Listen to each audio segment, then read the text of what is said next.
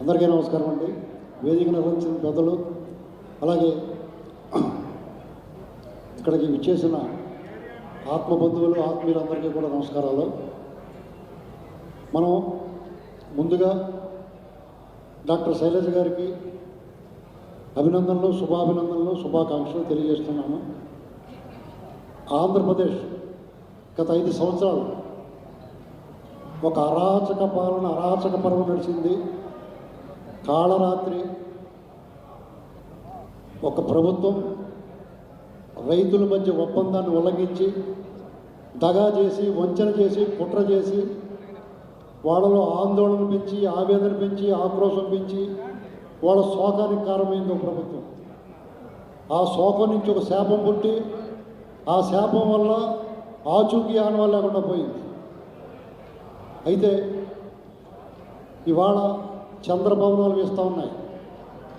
లోకేష్ గారు లాంటి ఒక సమర్థవంతమైన యువ నాయకుడు రాష్ట్రం నడిపిస్తూ ఉన్నారు.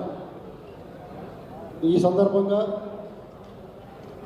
ఒక్క విషయం, ఆంధ్రప్రదేశ్ మహిళా కమిషన్ చైర్మన్గా ఉన్న డాక్టర్ శైలజ గారికి నా విజ్ఞప్తి, వినతి ఏంటంటే, గత ప్రభుత్వంలో అరాచకం చేసిన మహిళల మీద, వృద్ధుల మీద, పసిబిడ్డల మీద అరాచకం చేసిన వాళ్ళని జంగారెడ్డిగూడెంలో సారా ఉద్యమం పెద్దలు, సీనియర్ పార్లమెంట్ సభ్యులు, గౌరవనీయులు రాయపాటి సాంబశివరావు గారిని వేదికపైకి సాదరంగా ఆహ్వానిస్తున్నాం. సారా మరణాల మీద ఎలాగైతే పునఃసమీక్షించి కేసులు నమోదు చేస్తున్నారో, ఆ రోజు నిస్సహాయంగా నిలబడి తన నిరసన పోరాటాన్ని సాగించిన సంయమనం, సహనంతో పోరాటం సాగించిన, సుదీర్ఘ పోరాటం సాగించిన మహిళల మీద చేసిన అరాచకానికి బదులు ఇవ్వాల్సిన సమయం వచ్చింది.